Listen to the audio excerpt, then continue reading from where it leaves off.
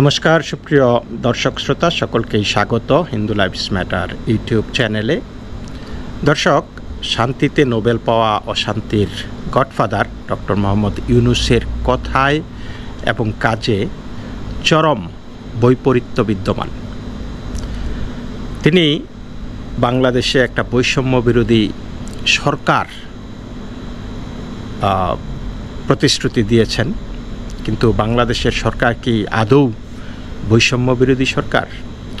অন্তত আর কিছু না হোক, আমরা কিন্তু দেখতেছি যে এই সরকারটা চরমভাবে নারী বিদ্বেষী এবং সংখ্যালঘু বিদ্বেষী, বিশেষ করে হিন্দু বিদ্বেষী। তো হিন্দু এবং নারী এরাই হয়েছে এই সরকারের সবচাইতে বড় শত্রু। তাহলে কি বোঝা যায়? আর কারা এই সরকার ছাড়া আর কারা হিন্দু এবং নারীদেরকে সবচাইতে বড় শত্রু মনে করে? সেটা হলো ধর্মান্ধরা, জঙ্গিরা। সুতরাং এই সরকার সেদিক থেকে বলতে পারি যে এটা একটা নিঃসন্দেহে জঙ্গি সরকার। তারা বাংলাদেশে বৈষম্য বিরোধের আড়ালে ছদ্মবেশে একটা জঙ্গি রাষ্ট্র কায়েম করেছে। তো আজকে আমি দুইটি বিষয়ে আপনাদের সাথে কথা বলবো, দুইটা ঘটনা তুলে ধরবো। তাহলে অন্তত এই দুইটা আমি মনে করি যে অন্তত এই দুইটা সেই ইউনূসের সরকার যে নারী বিদ্বেষী সরকার এবং ইউনূসের সরকার যে জঙ্গি সরকার, সেটা কিন্তু প্রমাণ করে। আপনারা হয়তো একটি সংবাদ দেখেছেন যে নরসিংদীতে হেফাজতে ইসলাম কর্তৃক 48 ঘন্টার মধ্যে অপসারণের আলটিমেটাম দেওয়ার পর সেখানকার নরসিংদী সরকারি কলেজের সহকারী অধ্যাপক নাদিরা ইয়াসমিনকে বদলি করা হয়েছে। তাকে সাতক্ষীরায় বদলি করা হয়েছে, এবং সাতক্ষীরা আপনারা জানেন যে জামাতের ঘাঁটি। নরসিংদী থেকে জামাতের ঘাঁটি সাতক্ষীরায় তাকে বদলি করা হয়েছে, কারণ হেফাজতে ইসলাম 48 ঘন্টার আলটিমেটাম দিয়েছে এই অধ্যাপক নাদিরা ইয়াসমিনকে বদলি করার জন্য বা তার চাকরিচ্যুতির জন্য। নাদিরা ইয়াসমিন নরসিংদী জেলায় নারী অধিকার কর্মী হিসাবে পরিচিত।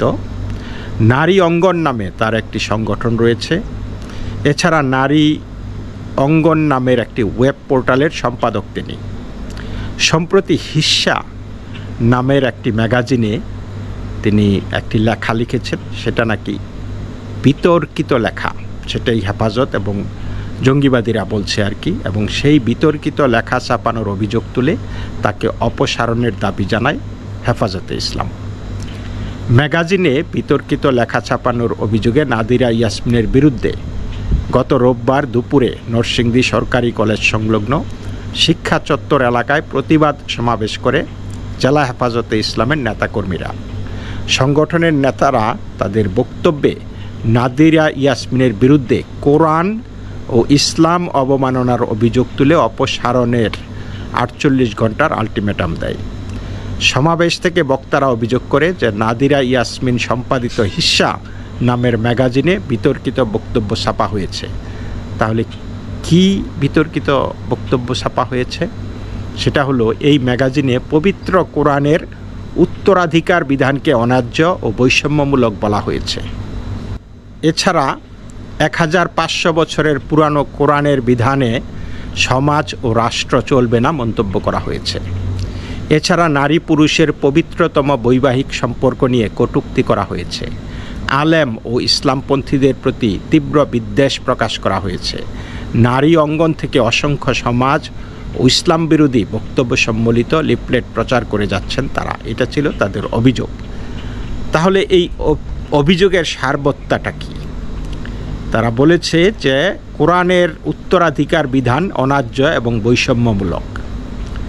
তো আপনারা কি মনে করেন না, যদি আপনি নারী পুরুষের সমতায় বিশ্বাস করেন, তাহলে সেই দৃষ্টিকোণ থেকে কি আপনি সেটাকে যেইভাবে বলা আছে কোরআনে, সেটা কি অন্যায্য নয়? বৈষম্যমূলক নয় যে নারীরা পুরুষের অর্ধেক পাবে। হয়তো অনেক ক্ষেত্রে আবার বলেন যে নারীরা তো আবার আরেক জায়গায় অর্ধেক, স্বামীর অর্ধেক পায়, বাবা মার অর্ধেক পায়, এইভাবে নারীরা ফুল হয়ে যায়। কিন্তু বিষয়টা তো সেই মানে ওই বিভিন্ন কেরামতি করে না। বিষয়টা হলো যে স্ট্রেট কাট নারী পুরুষের মধ্যে কোনো বৈষম্য আছে কিনা। আপনি বিভিন্ন ক্ষেত্রে যদি দেখা হয়, মানে সমালোচনা যদি করা হয় আর কি, চিন্তা ভাবনা করে যদি দেখা হয়, তাহলে বলবো যে ধর্মীয় অনেক বিধিবিধানই, সেটা অনেক ধর্মেই সেই বিধিবিধানই নারীদের প্রতি বৈষম্যমূলক। এবং সেই ক্ষেত্রে আমরা দেখেছি যে অন্যান্য ধর্মের বিষয়ে, খ্রিস্টান হিন্দু ধর্মের ব্যাপারে মানুষ অনায়াসে কথা বলতে পারে, কিন্তু ইসলাম ধর্ম নিয়ে কেউ কথা বলতে পারে না। তখন একটা শ্রেণী খড়গহস্ত হয়ে যায় এবং তার অনেক সমস্যা করে। তাছাড়া এইখানে বক্তব্য এসেছে যে 1500 বছরের পুরানো কোরআনের বিধানে সমাজ ও রাষ্ট্র চলবে না। তাহলে এই মন্তব্যটাও কি ইসলাম অবমাননা? মানে 1500 বছর পূর্বের সমাজ একরকম ছিল, আজকের সমাজ অন্যরকম। তাহলে কেউ যদি অভিমত প্রকাশ করে যে সেই 1500 বছরের পুরনো বিধান, সমাজ এবং বিধানের মাধ্যমে আজকের এই 21 শতাব্দীর সমাজ এবং রাষ্ট্র চলতে পারে না, এটা কি খুবই অন্যায্য কথা হয়ে গেল? তাছাড়া বলা হয়েছে এছাড়া নারী পুরুষের পবিত্রতম বৈবাহিক সম্পর্ক নিয়ে কটূক্তি করা হয়েছে। তো আমি জানি না কি কটূক্তি করেছে, কিন্তু নারী পুরুষের যেই কাবিনের যেই বিষয়টা আছে এবং সেইখানে দেনমোহরের বিষয় আছে, তো সেগুলি কিন্তু এক ধরনের কন্ট্রাক্ট বলা চলে, যে তোমার দেহ ভোগ করার কন্ট্রাক্ট নিলাম আমি, মানে বিষয়টা কিন্তু সেইভাবে অনেকে আলোচনা করতে পারেন। তো সেটা যদি কেউ আলোচনা করে, আপনারা বলছেন যে বাংলাদেশে মত প্রকাশের স্বাধীনতা আছে, মানে আমি আমার বক্তব্য এইখানে নাই বললাম, কিন্তু কেউ যদি বলে যে মত প্রকাশের স্বাধীনতা আছে, তাহলে এই জায়গায় মত প্রকাশের স্বাধীনতাটা কোথায়? তো যাই হোক, এই বদলির সিদ্ধান্তের প্রতিবাদ জানিয়েছে কলেজ শিক্ষক নাদিরা ইয়াসমিন। তিনি বলেন, সাতক্ষীরা সরকারি কলেজে সংযুক্ত হিসাবে আমাকে বদলি করা হয়েছে, শূন্য পদের বিপরীতে নয়। জামায়াত শিবিরের আস্তানা বলে পরিচিত সাতক্ষীরায় বদলি না করে ঢাকা বা অন্য কোনো জেলার কলেজে বদলি করা যেত।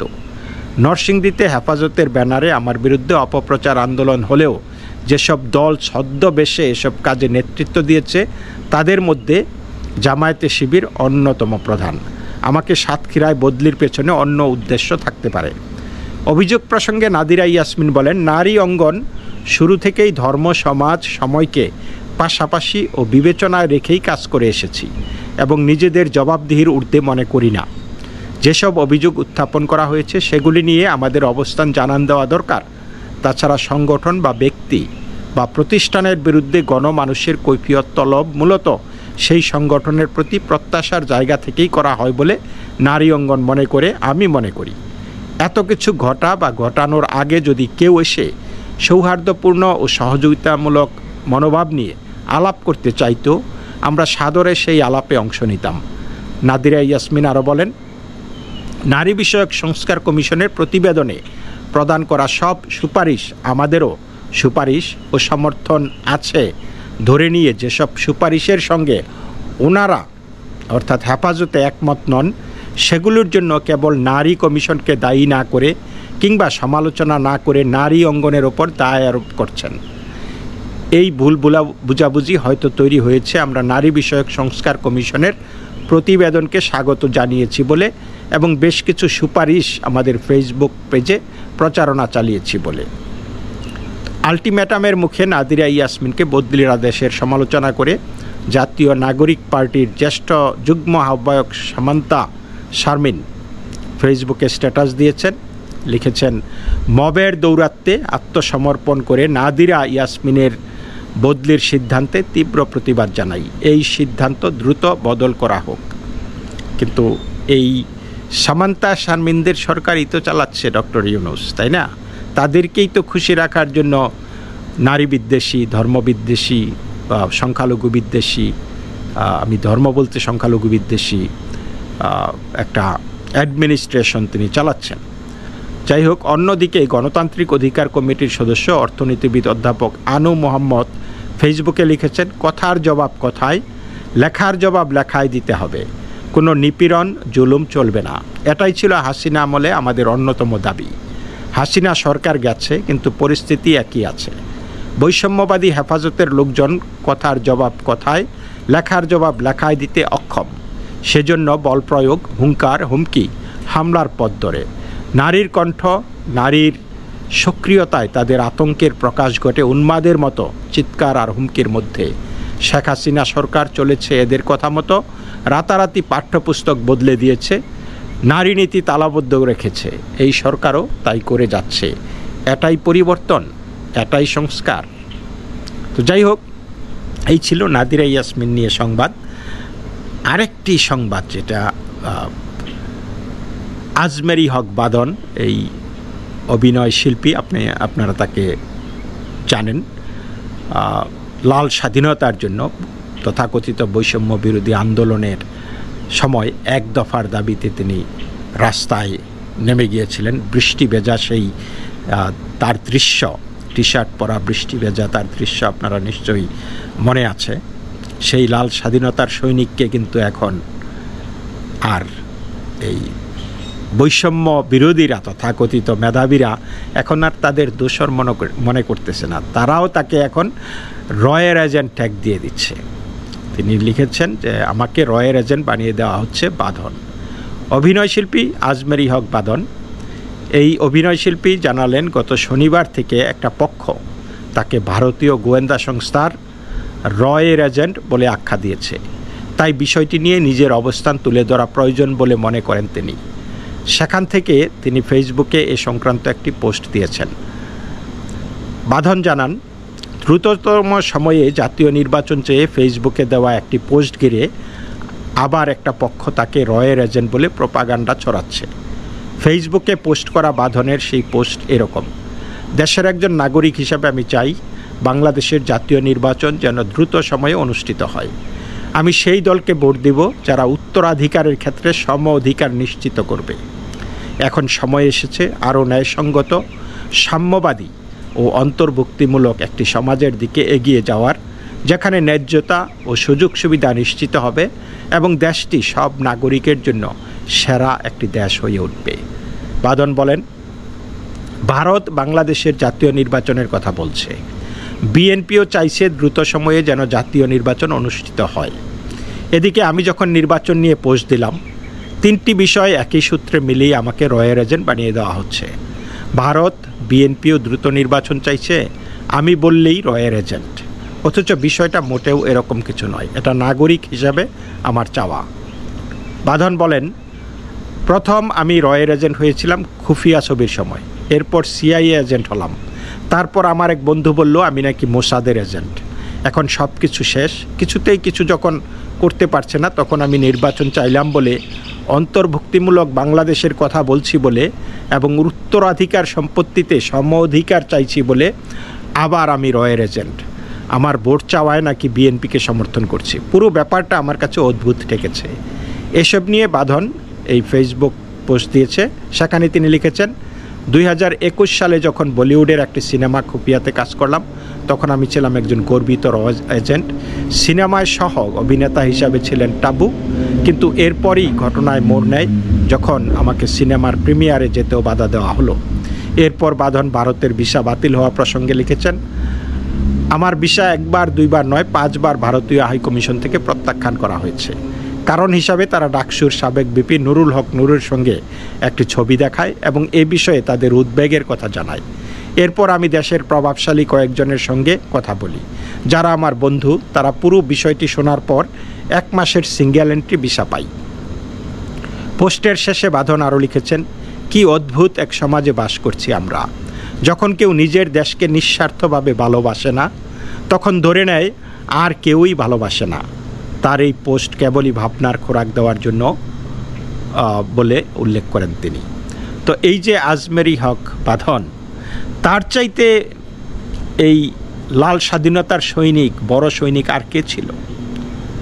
এবং আমি বলবো যে তিনি রাস্তায় নামার পরে পরিস্থিতি অনেকটাই কিন্তু পাল্টে গিয়েছিল, তাদের পালে হাওয়া লেগেছিল। আজকে এই মহিলা বলতেছে যে দেশে সময় মতো সুষ্ঠু একটা নির্বাচন চাই, একটা প্রতিনিধিত্বশীল নির্বাচন চাই, এবং নারীদের প্রতি যেই বৈষম্য, উত্তরাধিকার সমমর্যাদা চাই, এইটা চাওয়াতেই এখন এই জঙ্গিদের কাছে তিনি এখন রয়্যাল এজেন্ট হয়ে গেলেন। তো দেশ কিন্তু ওইভাবেই চলতেছে, আগে যেমন ছিল না তো আমি কে তুমি কে, রাজাকার রাজাকার তারা বলছিল, কারণ আসলেই তো তারা রাজাকার ছিল। রাজাকার, যদিও আওয়ামী লীগ অনেক ক্ষেত্রেই এই রাজাকার ট্যাগটাকে যথেচ্ছ ব্যবহার করেছে, অ্যাবিউজ করেছে এই টার্মটার, কিন্তু রাজাকার তো বাংলাদেশে কত আছে আমরা এখন দেখতেই পাচ্ছি। যাই হোক, এখন নতুন শব্দ এসেছে, ভারতের দূষর, ফেসিবাদের দূষর, রয়্যাল এজেন্ট, এই শব্দগুলা। তবে কিন্তু ঘটনা কিন্তু একই, সেই বৈষম্য অবসানের জন্য তারা বলেছিল জনগণকে রাস্তায় নামতে, দেশ নতুন স্বাধীনতা আনতে।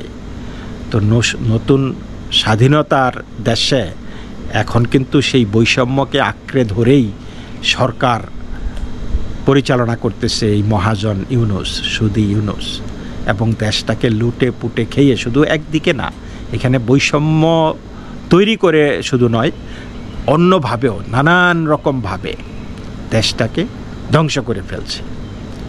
এবং বিশেষ করে নারীদের এবং সংখ্যালঘুদের এই বাংলায় খুব একটা মর্যাদা আছে বলে আমার মনে হয় না। তো দর্শক, এই পর্যন্তই। সকলেই ভালো থাকবেন। নমস্কার।